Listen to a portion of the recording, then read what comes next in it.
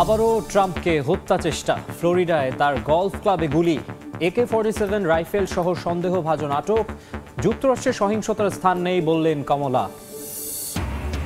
বাংলাদেশিদের নিয়ে মোদির বিস্ফোরক মন্তব্য, ভারতের ঝাড়খণ্ডে অনুপ্রবেশের অভিযোগ, সহায়তায় খোদ রাজ্যের ক্ষমতাসীন দল JMM, নিরাপত্তাহীনতায় বাসিন্দারা। আন্তর্জাতিক সময়ের সঙ্গে আছি আমি মাকসুম আলম খান। আবারও সাবেক প্রেসিডেন্ট ডোনাল্ড ট্রাম্পকে হত্যার চেষ্টা করা হয়েছে। এবার যুক্তরাষ্ট্রের ফ্লোরিডায় ট্রাম্পের গলফ ক্লাবের কাছে গুলির ঘটনা ঘটে। তবে সাবেক প্রেসিডেন্ট নিরাপদে আছেন। অস্ত্রসহ সন্দেহভাজন বন্দুকধারীকে আটক করেছে নিরাপত্তা বাহিনী। হামলার ঘটনা তদন্তে এরই মধ্যে কাজ শুরু করেছে কেন্দ্রীয় তদন্ত সংস্থা FBI। হামলার তীব্র নিন্দা জানিয়ে ডেমোক্র্যাট প্রার্থী কমলা হ্যারিস বলেন, যুক্তরাষ্ট্রে সহিংসতার কোনো স্থান নেই। যুক্তরাষ্ট্র থেকে আরও জানাচ্ছেন হাসানুজ্জামান সাকি। ঘটনাস্থল ফ্লোরিডার ওয়েস্ট পাম বিচ। রোববার সাপ্তাহিক ছুটির দিনে দুপুরে নিজ গলফ ক্লাবে খেলছিলেন ডোনাল্ড ট্রাম্প। এ সময় সাবেক প্রেসিডেন্টের নিরাপত্তায় নিয়োজিত সিক্রেট সার্ভিসের সদস্যরা খেয়াল করেন গলফ ক্লাবের সীমানা প্রাচীরের বেড়া দিয়ে এক ব্যক্তি বন্দুকের নল ঢোকাচ্ছেন। সঙ্গে সঙ্গে তাকে লক্ষ্য করে গুলি চালায় সিক্রেট সার্ভিস। মুহূর্তেই পুরো গলফ ক্লাব জুড়ে আতঙ্ক ছড়িয়ে পড়ে। ট্রাম্পকে ঘিরে রাখেন নিরাপত্তা রক্ষীরা। আসন্ন প্রেসিডেন্ট নির্বাচনে রিপাবলিকান প্রার্থী ডোনাল্ড ট্রাম্প সুস্থ আছেন বলে জানিয়েছে তার প্রচারণা শিবির। এদিকে ফ্লোরিডার মার্টিন কাউন্টি শেরিফের দপ্তর জানিয়েছে মহাসড়ক ইন্টারস্টেট 95-এ তারা একটি গাড়ি থামিয়ে সন্দেহভাজন একজনকে আটক করেছে। তাদের ধারণা গুলি বর্ষণের ঘটনায় এই ব্যক্তি জড়িত থাকতে পারেন। অন্যদিকে ট্রাম্পকে হত্যা চেষ্টা করা হয়েছে বলে ধারণা করছে মার্কিন গোয়েন্দা সংস্থা FBI। এরই মধ্যে তদন্ত শুরুর কথা জানিয়েছে সংস্থাটি। ঘটনার পর হোয়াইট হাউস জানিয়েছে প্রেসিডেন্ট জো বাইডেন এবং ভাইস প্রেসিডেন্ট কমলা হ্যারিস দুজনকেই ঘটনা সম্পর্কে জানানো হয়েছে। ট্রাম্প নিরাপদ আছেন বলে তারা স্বস্তি প্রকাশ করেছেন। যুক্তরাষ্ট্রে সহিংসতার কোনো স্থান নেই বলে মন্তব্য করেছেন আগামী নির্বাচনে ডেমোক্র্যাট প্রেসিডেন্ট প্রার্থী কমলা। হাসানুজ্জামান সাকি, সময় সংবাদ, যুক্তরাষ্ট্র। সাবেক মার্কিন প্রেসিডেন্ট ডোনাল্ড ট্রাম্পকে আবারও হত্যা চেষ্টার ঘটনায় যুক্তরাষ্ট্রের নিরাপত্তা নিয়ে দেখা দিয়েছে নানা প্রশ্ন। কিভাবে অত্যাধুনিক AK-47 রাইফেল নিয়ে ট্রাম্পের গলফ ক্লাবের মতো গুরুত্বপূর্ণ জায়গায় ঢুকে পড়ল অস্ত্রধারী, তা নিয়ে চলছে আলোচনা সমালোচনা। হামলার ঘটনায় গলফ ক্লাবের আশপাশে জোরদার করা হয়েছে নিরাপত্তা ব্যবস্থা। মোতায়েন করা হয়েছে পুলিশ এবং সিক্রেট সার্ভিস এজেন্ট। এর মধ্যে হামলাকারীর পরিচয় প্রকাশ করেছে পুলিশ, তবে কী কারণে তা এখনও জানা যায়নি। চলমান নির্বাচনী প্রচারণায় দ্বিতীয়বারের মতো হত্যা চেষ্টার শিকার ডোনাল্ড ট্রাম্প। সাবেক মার্কিন প্রেসিডেন্টের শনির দশা যেন কাটছেই না। তবে অলৌকিকভাবে এবারও প্রাণে বেঁচে গেলেন রিপাবলিকান প্রেসিডেন্ট প্রার্থী। রোববার নিজের গলফ ক্লাবের সময় কাটানোর সময় ট্রাম্পকে হত্যার চেষ্টা করা হয়। এই ঘটনার পর জোরদার করা হয়েছে এলাকাটির নিরাপত্তা ব্যবস্থা। মোতায়েন করা হয়েছে পুলিশ এবং সিক্রেট সার্ভিস এজেন্ট। প্রশ্ন উঠছে, সিকিউরিটি সার্ভিসের লোক থাকা সত্ত্বেও অভিযুক্ত ব্যক্তি ট্রাম্পের এত কাছে কিভাবে পৌঁছালো। গলফ কোর্সটি ঝোপঝাড় দিয়ে ঘেরা, তাই কেউ যখন ঝোপঝাড়ে প্রবেশ করে তখন তারা অনেকটা বাইরেই থাকে। বর্তমানে ট্রাম্প প্রেসিডেন্ট নন। যদি তা হতো তাহলে আমরা এই পুরো গলফ কোর্সকে ঘিরে রাখতাম। সিক্রেট সার্ভিসেরও কিছু সীমাবদ্ধতা আছে। পরবর্তীতে এমন কিছু হলে হয়তো ঘেরের আশেপাশে আরো কিছু লোক থাকবে, কিন্তু সিক্রেট সার্ভিসের যা করা উচিত ছিল তা করছে এবং তা দুর্দান্ত। কর্তৃপক্ষ জানায়, গুলি করার আগেই অস্ত্রধারীকে তাড়া করলে একটি কালো গাড়িতে করে পালানোর চেষ্টা করে সে। তবে স্থানীয় পুলিশের সাহসিকতায় পথেই আটক করা হয় তাকে। গোলাগুলির প্রয়োজন হলে আমরা তার জন্য প্রস্তুত ছিলাম। সৌভাগ্যক্রমে আমরা কৌশল খাটিয়ে গাড়িটি থামাতে এবং তাকে আটক করতে সক্ষম হয়েছি। কোনো ধরনের সহিংসতা ছাড়াই আমরা পরিস্থিতি স্থিতিশীল করতে পেরেছি। এদিকে ট্রাম্পকে হত্যা চেষ্টার ঘটনায় আটক সেই অস্ত্রধারীর পরিচয় প্রকাশ করা হয়েছে। 58 বছর বয়সী রুথ যুক্তরাষ্ট্রের নর্থ ক্যারোলাইনার বাসিন্দা। তার সামাজিক যোগাযোগ মাধ্যম ঘেটে জানা যায় বেশ কিছুদিন ধরেই ট্রাম্পের উপর ক্ষিপ্ত হয়ে উঠেছিলেন তিনি। তবে কী উদ্দেশ্যে ট্রাম্পকে হত্যার চেষ্টা করা হয় তা এখনও জানা যায়নি। সাদিয়া তাসনিম, সময় সংবাদ। অন্য প্রসঙ্গ, বাংলাদেশের মানুষ ভারতে অনুপ্রবেশ করছে বলে অভিযোগ করেছেন দেশটির প্রধানমন্ত্রী নরেন্দ্র মোদী। রোববার ঝাড়খণ্ডে এক জনসভায় অংশ নিয়ে এই দাবি করেন তিনি। একই সঙ্গে ক্ষমতাসীন ঝাড়খণ্ড মুক্তি মোর্চা বাংলাদেশি ও রোহিঙ্গা অনুপ্রবেশকারীদের সহায়তা করছে বলেও অভিযোগ করেছেন তিনি। জোহার। রোববার ভারতের পূর্বাঞ্চলীয় রাজ্য ঝাড়খণ্ডের জামশেদপুরের গোপাল ময়দানে পরিবর্তন মহার‍্যালি নামে বিজেপির এক জনসভায় যোগ দেন দেশটির প্রধানমন্ত্রী নরেন্দ্র মোদী। নিজের বক্তব্যে রাজ্যটির বিভিন্ন সমস্যা তুলে ধরেন তিনি।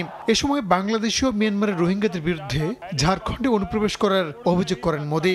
सच्चाई ये है कि जेएमएम के लोग बांग्लादेशी और रोहिंग्या घुसपैठियों के साथ खड़े हैं। এদিকে আবারও আলোচনায় এক দেশ এক নির্বাচন। ভারতীয় সংবাদ সংস্থা পিটিআই এক সূত্রকে উদ্ধৃত করে জানিয়েছে, মোদির তৃতীয় মেয়াদেই এই পদ্ধতি চালু করতে সক্রিয় কেন্দ্রীয় এনডিএ জোট সরকার। এই সংস্কারমূলক পদক্ষেপে সব দলই সমর্থন জানাবে বলে আশাবাদী তিনি। এই নির্বাচনী ব্যবস্থা চালু করার বিষয়ে বিজেপি অনেকদিন ধরে আগ্রহী। গত মাসে লালকেল্লায় ভারতের স্বাধীনতা দিবসের অনুষ্ঠানে বক্তৃতা করার সময়েও এই প্রসঙ্গে কথা বলেন প্রধানমন্ত্রী মোদী। সে সময় তিনি যুক্তি দিয়ে বলেন, ঘন ঘন নির্বাচন দেশের উন্নয়নে প্রতিবন্ধকতা তৈরি করে। যদিও এই ব্যবস্থার সমালোচনা করছে বিরোধী রাজনৈতিক দলগুলো। রাহানুল রানা, সময় সংবাদ। আগামী 6 মাসের জন্য জার্মানির সীমান্তে নজরদারি বাড়ানো ও কড়াকড়ি আরোপের সিদ্ধান্ত কার্যকর হয়েছে। এখন থেকে আর কোনো অবৈধ এবং অনিয়মিত অভিবাসী জার্মানিতে অনুপ্রবেশ করতে পারবে না। দেশটির স্বরাষ্ট্র মন্ত্রণালয়ের এমন সিদ্ধান্তে মিশ্র প্রতিক্রিয়া জানিয়েছেন স্থানীয় সহ প্রবাসীরা। আর প্রতিবেশী দেশগুলো বলছে, সীমান্তে পুলিশি নজরদারি বাড়লে মালামাল পরিবহন সহ প্রচলিত শেনজেন নীতি ক্ষতির মুখে পড়বে। জার্মানি থেকে বিটু বড়ুয়ার আরও একটি রিপোর্ট। সাম্প্রতিক বছরগুলোতে রাজনৈতিক, মানবিক ও ধর্মীয় কারণে নানা সময়ে আশ্রিত আরব বংশোদ্ভূত অভিবাসী কর্তৃক স্থানীয়দের একের পর এক হত্যাকাণ্ড ও ইসলামের নামে সন্ত্রাসী কর্মকাণ্ডে জড়ানোর ইস্যুতে উত্তাল জার্মানি। অভিবাসীদের দেশটিতে আশ্রয় দেয়া কিংবা না দেয়া এবং যে কোনো কারণে আশ্রয় লাভে ব্যর্থদের নিজ দেশে ফেরত পাঠানো নিয়ে শুরু হয় দেশটির নানা মহলে ব্যাপক আলোচনা ও সমালোচনা। এমন পরিস্থিতিতে সকল কিছু বিবেচনায় নিয়ে 16 সেপ্টেম্বর সোমবার থেকে আর কোনো অবৈধ ও অনিয়মিত অভিবাসী যাতে জার্মানিতে অনুপ্রবেশ করতে না পারে সে কারণে সীমান্তে পুলিশি নজরদারি বাড়ানোর সিদ্ধান্ত নিয়েছে দেশটির স্বরাষ্ট্র মন্ত্রণালয়। শলস প্রশাসনের এমন সিদ্ধান্তে ভালো এবং মন্দ দুটি দিকই দেখছেন স্থানীয় সহ প্রবাসীরা। সিরিয়া বা আরব দেশ থেকে ওরা এসে এখানে মনে করেন ও নিজের দেশে ক্রাইম করে বা অবৈধভাবে এসে ঝামেলা করতেছে এখানে, যার কারণে এখানে নিরাপত্তার জন্য হুমকি হয়ে দাঁড়াইছে। সো আমি মনে করি যে এখন যে জার্মান সরকার ডিসিশনটা নিয়েছে সেটা হচ্ছে ভালো সিদ্ধান্ত নিয়েছে। জার্মান সরকার যে সিদ্ধান্ত নিয়েছে এটা কিছু কিছু ক্ষেত্রে ভালো, আবার কিছু ক্ষেত্রে বেশি কড়াকড়ি মনে হচ্ছে আমার মতে। কারণ অনেকের ক্রিমিনাল রেকর্ডস নেই, তারা এখানে আসতে চাচ্ছে। সেই ক্ষেত্রে সীমান্তে যে কড়াকড়িটা করা হয়েছে সেই ক্ষেত্রে অনেক ভালো মানুষও দেখা যাচ্ছে এখানে ঢুকতে পারছে না। জার্মানি দেখা দেখি অন্যান্য বর্ডারে এরকম কড়াকড়ি আরোপ করবে, এতে করে যারা অরিজিনালি আশ্রয় প্রার্থী, যাদের অরিজিনাল সমস্যা আছে, তারা ভুক্তভোগী হবে। জার্মান স্বরাষ্ট্রমন্ত্রী নেন্সি ফ্রেজারের সীমান্তে কড়াকড়ির সিদ্ধান্তকে মেনে নিতে নারাজ প্রতিবেশী Poland, France, Denmark, Austria, Netherlands ও গ্রিস। সীমান্তে পুলিশি চেক বা নজরদারির মাধ্যমে মালামাল পরিবহন সহ প্রচলিত শেনজেন নীতি ক্ষতির মুখে পড়বে বলে মত দেশগুলোর। এদিকে জার্মানির সীমান্ত থেকে ফেরত পাঠানো আশ্রয় প্রত্যাশী অভিবাসীদের ভাগ্যে কি থাকবে, একই সঙ্গে কোন দেশে তারা আশ্রয় নেবে তা নিয়ে চিন্তিত ইইউর মানবিক সংস্থাগুলো। সোমবার থেকে জার্মানির সীমান্তে কড়াকড়ি আরোপের ফলে প্রতিবেশী অস্ট্রিয়া, ফ্রান্স, নেদারল্যান্ডস, ডেনমার্ক সহ বেশ কয়েকটি দেশ জার্মান সীমান্ত থেকে ফেরত পাঠানো অভিবাসীদের গ্রহণ করবে না বলে সাফ জানিয়ে দিয়েছে। আর তাতেই কপাল পুড়তে যাচ্ছে অবৈধ, অনিয়মিত, একই সাথে রাজনৈতিক আশ্রয় প্রত্যাশী অভিবাসীদের। এর ফলে শুধু জার্মানির সীমান্তেই নয়, গোটা ইউরোপের সীমান্তেই মানবিক বিপর্যয়ের আশঙ্কাকে উড়িয়ে দিচ্ছেন না অনেকেই। জার্মানি থেকে বিটু বড়ুয়া, সময় সংবাদ। অর্থনৈতিক সংকটে ধুঁকতে থাকা শ্রীলঙ্কায় অনুষ্ঠিত হতে যাচ্ছে নির্বাচন। আগামী 21 সেপ্টেম্বর দেশটিতে প্রেসিডেন্ট নির্বাচন। প্রচারণা জমে উঠেছে 4 হেভিওয়েট প্রার্থীকে কেন্দ্র করে। অর্থনৈতিক পুনরুদ্ধার, দারিদ্র্য বিমোচন, দুর্নীতি বিরোধী পদক্ষেপের মতো নানা প্রতিশ্রুতি দিচ্ছেন প্রার্থীরা। গুরুত্বপূর্ণ এই নির্বাচন দেশটির সংস্কারের ভাগ্য নির্ধারণ করবে বলে আশাবাদ ব্যক্ত করেছেন রাজনৈতিক বিশ্লেষকরা। নির্বাচন সামনে রেখে সরগরম দক্ষিণ এশিয়ার দ্বীপরাষ্ট্র শ্রীলঙ্কা। জমে উঠেছে নির্বাচনী প্রচারণা। দেশটির 4 হেভিওয়েট প্রার্থীকে নিয়ে চলছে আলোচনা সমালোচনা। 2 বছর আগে দেউলিয়া ঘোষণার পর চরম অস্থিতিশীলতার মুখে পড়ে দেশটি। আর এই অবস্থা থেকে উত্তরণের জন্য হতে যাচ্ছে দেশটির প্রেসিডেন্ট নির্বাচন। গুরুত্বপূর্ণ এই নির্বাচন দেশটির সংস্কারের ভাগ্য নির্ধারণ করবে বলে প্রত্যাশা করা হচ্ছে। চলতি মাসের 21 তারিখে অনুষ্ঠিত হতে যাওয়া নির্বাচনে প্রতিদ্বন্দ্বিতা করছেন সামাগি জনা বালাওয়ে গয়া এসজেবির সজিত প্রেমাদাসা, ন্যাশনাল পিপলস পাওয়ার এনপিপি জোট ও জেভিপি নেতা অনুরা কুমারা দিসানায়েক এবং সাবেক প্রেসিডেন্ট মাহিন্দা রাজাপাকসের ছেলে শ্রীলঙ্কা পর্ডুজানা পেরামুনার নমল রাজাপাকসে। এছাড়া বর্তমান প্রেসিডেন্ট রনিল বিক্রমাসিংহে তো আছেনই। অর্থনৈতিক সংকটের পর দেশটিতে এটি প্রথম নির্বাচন এবং এবারই প্রথম তামিল দলগুলো প্রার্থী দিয়েছে। দেশটির জনসংখ্যা 2,20,00,000 এর মধ্যে ভোটার সংখ্যা 1,70,00,000। নির্বাচন কমিশনে মনোনয়নপত্র জমা দিয়েছিলেন 39 প্রার্থী, 2 জন কমে এখন 37 প্রার্থী। বিশেষজ্ঞরা মনে করছেন পুরোটাই এখন দেশের জনগণের উপর নির্ভর করছে। সঠিক পথে দেশকে এগিয়ে নিতে সঠিক নেতৃত্ব বেছে নিতে হবে। আন্তর্জাতিক গণমাধ্যম বলছে বিক্রমাসিংহে অর্থনৈতিক পুনরুদ্ধারের উপর ফোকাস রেখেছেন। প্রেমাদাসা সামাজিক গণতন্ত্র ও দারিদ্র্য বিমোচনের উপর জোর দিচ্ছেন। দিসানায়েক পদ্ধতিগত পরিবর্তন এবং দুর্নীতি বিরোধী পদক্ষেপের পক্ষে কথা বলছেন। নির্বাচন অত্যন্ত প্রতিদ্বন্দ্বিতাপূর্ণ হবে বলে আশা করা হচ্ছে। যদিও বাস্তবতা ভিন্ন বলে দাবি করছেন রাজনৈতিক বিশ্লেষকরা। 3 প্রধান প্রতিদ্বন্দ্বী একটি ভারসাম্যপূর্ণ বৈদেশিক নীতির দিকে ঝুঁকছেন বলে মনে করা হচ্ছে।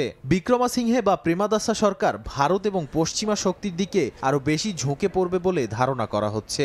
দিসানায়েকের সরকার চীনের সঙ্গে ঘনিষ্ঠ সম্পর্ক গড়ে তুলবে বলে মনে করা হচ্ছে। বিশ্লেষকরা আরও বলছেন নির্বাচনের ফল দেশের ভূরাজনৈতিক গতিশীলতা উল্লেখযোগ্যভাবে প্রভাবিত করতে পারে।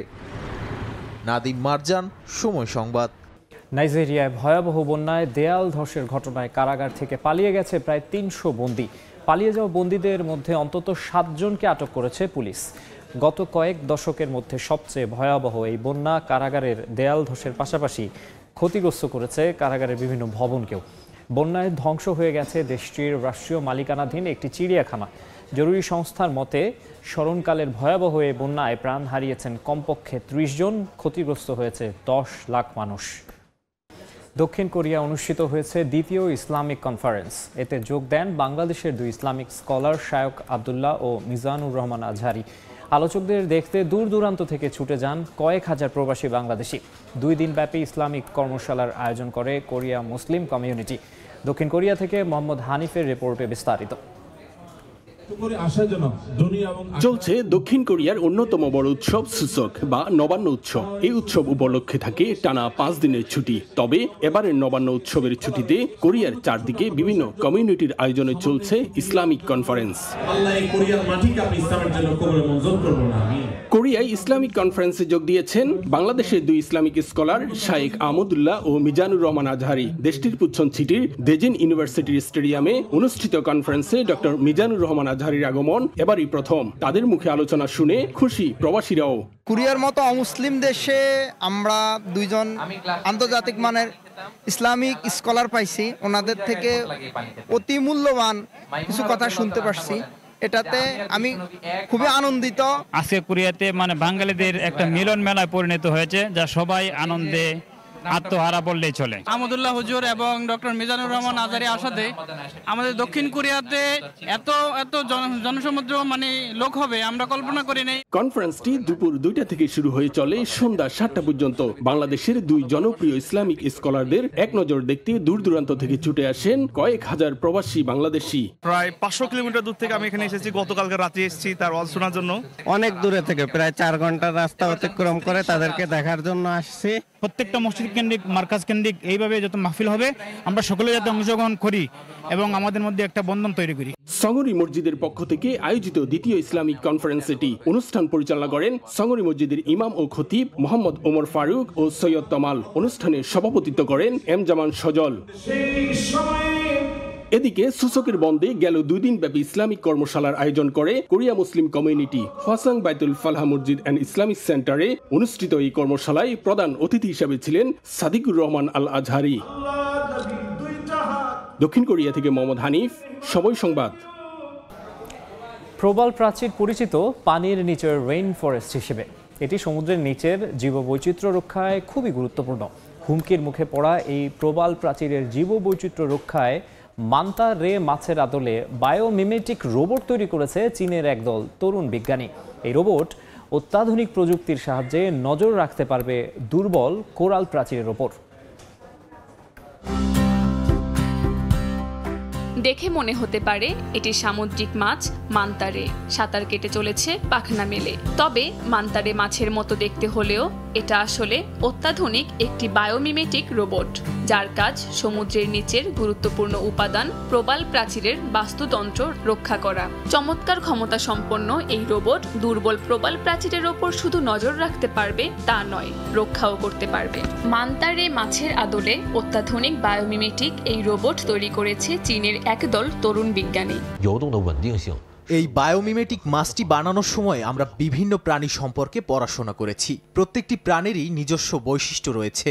মান্তারে মাছটি সামনে ও পেছনে দুদিকেই সাঁতার কাটতে পারে এবং দ্রুত মোড় নিতে পারে।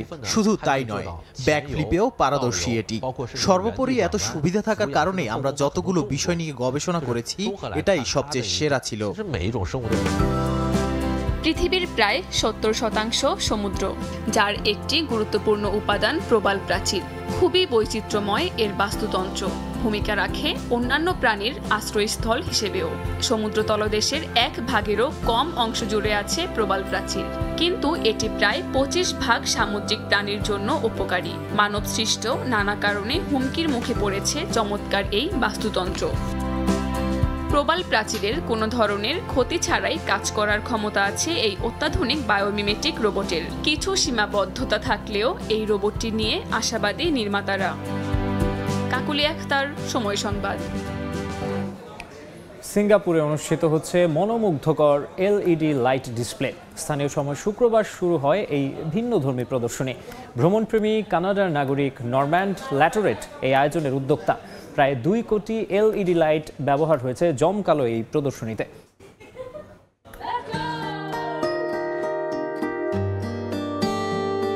শুভ্র ফুলে ঘেরা ফটক দিয়ে ভেতরে প্রবেশ করলেই দেখা মেলে ডাইনোসর, হাতি, বানর, পেঙ্গুইন সহ নানা প্রাণীর প্রতিকৃতি। এর সবকিছুই তৈরি হয়েছে এলইডি লাইট দিয়ে। ভিন্নধর্মী এই প্রদর্শনীর আয়োজন চলছে সিঙ্গাপুরে। প্রদর্শনীটির উদ্যোক্তা কানাডার নাগরিক নরম্যান্ড ল্যাটোরেট এর নাম দিয়েছেন ইলুমি। জাপানিজ শব্দটির বাংলা অর্থ আলোকিত করা। ভ্রমণপ্রেমী ল্যাটোরেটের ভাষ্য, এই প্রদর্শনীর থিম ভ্রমণ থেকে পাওয়া অভিজ্ঞতা আর কল্পনার সংমিশ্রণে তৈরি। এলইডি লাইট দিয়ে তিনি 9টি ভিন্ন দুনিয়া সৃষ্টির চেষ্টা করেছেন। এই কাজ শেষ করতে আমাদের প্রায় 6 সপ্তাহের মতো সময় লেগেছে। আমাদের দলে 100 জন লোক আছে, তাদের মধ্যে 25 জন স্থায়ী আর বাকিরা স্থানীয়।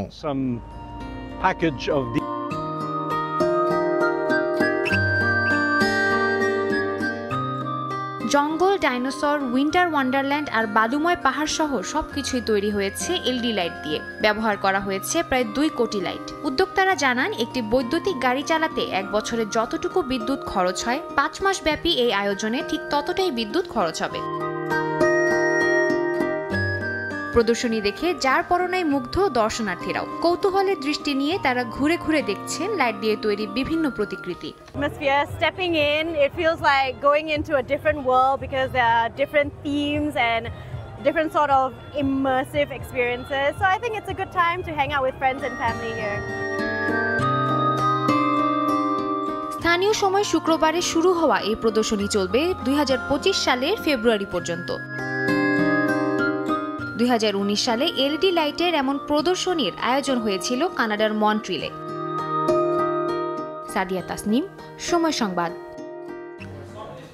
স্পেস ওয়াকের ঐতিহাসিক মিশন শেষে নিরাপদে পৃথিবীতে ফিরলেন 4 মহাকাশচারী। ক্রু ড্রাগন ক্যাপসুলটি রোববার সফলভাবে যুক্তরাষ্ট্রের ফ্লোরিডা উপকূলে অবতরণ করে। বাণিজ্যিক মহাকাশ ভ্রমণ শিল্পের ক্ষেত্রে এই মিশনকে বড় অগ্রগতি হিসেবে আখ্যায়িত করেছে নাসা। রোববার ভোররাতে যুক্তরাষ্ট্রের ফ্লোরিডা উপকূলে অবতরণ করে স্পেসএক্সের ক্রু ড্রাগন ক্যাপসুল। ঐতিহাসিক অভিযান শেষে নিরাপদে পৃথিবীতে ফিরে এলেন পোলারিস ডন মিশনের মহাকাশচারীরা। ভ্যানকুভারের জ্যারেড আইজাকম্যানের নেতৃত্বে মহাকাশে হাঁটার অভিযানের এই মিশনটি ছিল 5 দিনের। তার সঙ্গে আরও ছিলেন 3 জন নভোচারী। আন্তর্জাতিক গণমাধ্যমগুলোর বরাতে জানা যায়, মহাকাশে হাঁটার জন্য এটিই ছিল প্রথম বাণিজ্যিক মিশন। গেল মঙ্গলবার স্থানীয় সময় সকালে স্পেসএক্সের ফ্যালকন 9 রকেটে চড়ে মহাকাশের উদ্দেশ্যে রওনা হন 4 মহাকাশচারী। মহাশূন্যে পৌঁছানোর পর তারা ক্রু ড্রাগন ক্যাপসুলে ওঠেন। কক্ষপথে পৌঁছানোর পর বৃহস্পতিবার প্রথমবারের মতো স্পেসওয়াক করেন মিশনের 2 নভোচারী। ইলেকট্রনিক পেমেন্ট কোম্পানি শিফট4 এর প্রতিষ্ঠাতা ও সিইও ভ্যানকুভারের জ্যারেড ক্যাপসুল থেকে বেরিয়ে প্রায় 15 মিনিটের ব্যবধানে মহাকাশে হাঁটেন। এর মধ্য দিয়ে মহাকাশে স্পেসওয়াক করা প্রথম অপেশাদার নভোচারী হওয়ার খ্যাতি অর্জন করেন তিনি। তাকে অনুসরণ করে ক্যাপসুল থেকে বেরিয়ে আসেন মিশন বিশেষজ্ঞ ও স্পেসএক্সের প্রকৌশলী সারা গিলিস। তারা প্রায় 10 মিনিট করে মহাকাশযানের বাইরে কাটান। অভিযানে অংশ নেওয়া বাকি 2 জন ক্যাপসুলের ভেতরেই ছিলেন। বাণিজ্যিক মহাকাশ ভ্রমণ শিল্পের ক্ষেত্রে এই মিশনকে বড় অগ্রগতি হিসেবে আখ্যায়িত করেছে নাসা। অর্জিতা শেহজিন, সময় সংবাদ। আন্তর্জাতিক সময় শীর্ষ সংবাদ জানিয়ে দিচ্ছে আরেকবার। আবারও ট্রাম্পকে হত্যা চেষ্টা, ফ্লোরিডায় তার গলফ ক্লাবে গুলি, AK-47 রাইফেল সহ সন্দেহভাজন আটক। যুক্তরাষ্ট্রের সহিংসতার স্থান নেই বললেন কমলা। বাংলাদেশিদের নিয়ে মোদির বিস্ফোরক মন্তব্য, ভারতের ঝাড়খণ্ডে অনুপ্রবেশের অভিযোগ, সহায়তায় খোদ রাজ্যের ক্ষমতাসীন দল JMM, নিরাপত্তাহীনতায় বাসিন্দারা।